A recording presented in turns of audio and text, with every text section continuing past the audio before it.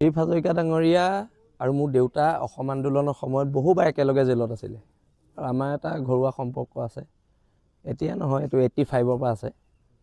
আৰু দুইজন মানুহে সংগ্ৰামী মানুহ আছিলে আৰু দেউতা প্ৰদীপ হাজৰিকা একেলগে বহুবাৰ জেলত আছে আৰু প্ৰদীপ হাজৰিকা ডাঙৰীয়া আহিছে আমাৰ মাক শ্ৰদ্ধা নিবেদন কৰিছে, মোৰ দেউতাৰ ফটোত সেৱা জনাইছে আৰু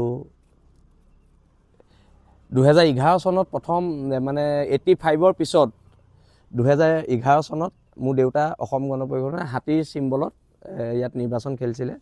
তাৰ পৰা এইবাৰ শুনিছোঁ প্ৰদীপ হাজৰিকা 2026ত পুনৰ হাতীৰ চিম্বলত নিৰ্বাচন খেলিব। 85ৰ পৰা শিৱসাগৰে 3বাৰ পাইছে হাতীৰ চিম্বল, 85, 2011 আৰু এবাৰ 26ত। মই দুজন মানুহৰ ঘৰলৈ আহিছোঁ। এজন হৈছে মোৰ ৰাজনৈতিকভাৱে মোৰ এই যিটো ৰাজনৈতিক জীৱন, যিজনে মানে গঢ় দিয়াত প্ৰাথমিক পৰ্যায়ৰ পৰা যিজনে কাম কৰিছিলে, তেখেতক লগ কৰিবলৈ আহিছিল। পৰাগচলি ছাৰটো নায়েই, সেইকাৰণে বাইদেউক মই আজি সেৱা এভাগ মানে কৰি পেলাই তেখেতৰ পৰা মই আশীৰ্বাদ লৈ আহিছোঁ। আৰু দ্বিতীয়জন অসমৰ বিদেশী বহিষ্কৰণ আন্দোলনৰ সময়ৰ এগৰাকী অগ্ৰগণী মানে সংগ্ৰামী যুৱক সিংহপুৰুষ ৰমু চলিহা ডাঙৰীয়া।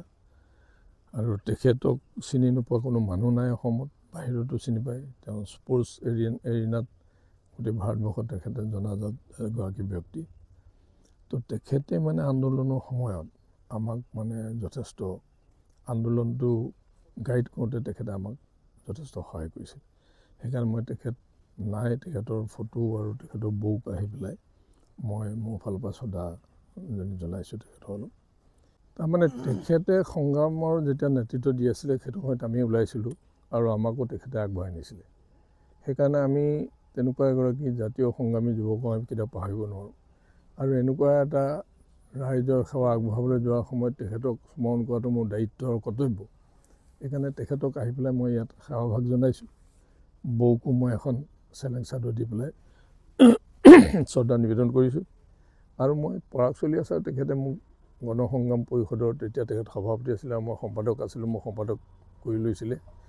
তাৰপিছত তেখেতেই মোক দলৰ অসম গণ পৰিষদ দলৰ সম্পাদক হিচাপে মোক মানে তাত প্ৰতিষ্ঠা হোৱাত সহায় কৰিছিল। মানে ৰাজনীতিলৈ বিশেষভাৱে তেখেতে মোক লৈ আহিছিল। সেইকাৰণে তেখেতৰ ঘৰতো সোমাই পেলাই বাইদেউক মই সেৱা এভাগ কৰিছোঁ আৰু ছাৰকো মই শ্ৰদ্ধাঞ্জলি জনাই আহিছোঁ।